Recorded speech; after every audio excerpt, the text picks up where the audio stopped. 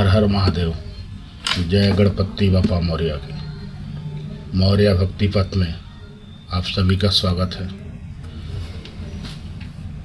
क्या आप जानते हैं कि कोई भी जीवात्मा 84 लाख योनियों में क्यों भटकता है और उसके मुक्ति का मार्ग क्या है? उस जीवात्मा का मुक्ति कैसे होगा कि इस जन्म और मृत्यु चक्र से उसको निजात मिल सके। कोई भी जीव कुछ न कुछ काम करता है, अच्छा या बुरा। यदि बुरा काम करता है तो अवश्य उसको भुगतना पड़ता है और उसका दंड भी उसको भुगतना पड़ता है।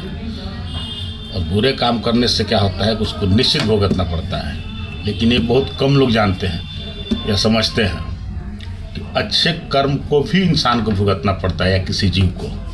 अब देखते हैं, इंसान है, रोड पे घूम रहा है, कुत्ता है 20 लाख की गाड़ी पे 50 लाख की गाड़ी में घूम रहा है, वो भी कहीं ना कहीं जीव जंतु के रूप में वो दंड भुगत रहा है, दूसरे पर आश्रित है। मनुष्य उतना आश्रित नहीं है, लेकिन क्या है, उसको सुख है। फिर भी इंसान रूप में भी आके रोड पे घूम रहा है, खाने पीने को उसको लाले, ये भी दंड भुगत रहा है। ये सब कर्मों का फल है। यदि बुरा काम करते हैं, चोरी करते हैं, लूट करते हैं, भ्रष्टाचार करते हैं, मर्डर करते हैं, तो उसको भी बहुत बड़ी बड़ी दंड कर्म के अनुसार सजा है। अगर आप किसी को भलाई करते हैं तो राजयोग मिलेगा, अच्छे अच्छे खाने को मिलेंगे, अच्छे से रहने को मिलेंगे। और जो जीवात्मा चाहे पशुपति हो या वनस्पति हो, वनस्पति का मैंने इसलिए जिक्र किया क्योंकि जब भी भगवान को आप पूजा पाठ करते हैं तो क्या उसमें फूल नहीं चढ़ता है?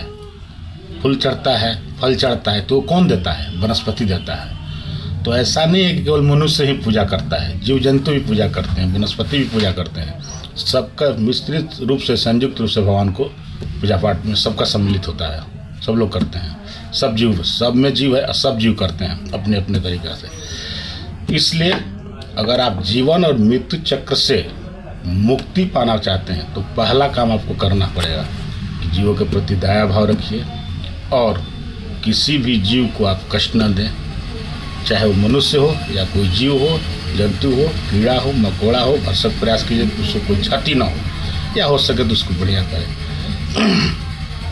लेकिन एक बात मैं और कह देना चाहता हूँ जिस पर ज़्यादा ध्यान देने की ज़रूरत है कि दुख वाला बात, गलत काम तो सब करते हैं, लेकिन बढ़िया काम भी बहुत सोच समझ के करना है। कारण क्या है कि अगर आप बढ़िया काम करते हैं तो उसको भी भुगतना पड़ेगा, फिर से आपको जीवन चक्र में आना पड़ेगा और आपको राजयोग मिलेगा। लेकिन आप भगवत प्राप्ति चाहते हैं, भगवान के शरण में जाना चाहते हैं, भगवान को प्राप्त हो जाए, जीवन चक्र से मुक्त हो जाए, जीवन मरण चक्र से मुक्त हो जाए, इसके लिए आपको गलत और सही दोनों काम से बचना होगा और पूरी तरह से एकांत होकर भगवान के प्रति समर्पित भाव से उनका नाम जाप, भजन, कीर्तन करें। और आप पूरा विश्वास के साथ मैं आपको कहता हूँ, जहाँ तक मेरा आध्यात्मिक अनुभव है, कि आप जीवन चक्र से तभी मुक्त होंगे जब आप गलत और सही दोनों चीज़ से मुक्ति पाएंगे। जहाँ तक मैंने समझा है, आप लोग को बताने और समझाने का प्रयास किया है। और कुछ अलग लगे, विशेष लगे तो कमेंट पे ज़रूर बताइएगा। हर हर महादेव। लाइक और सब्सक्राइब जरूर कर दीजिएगा।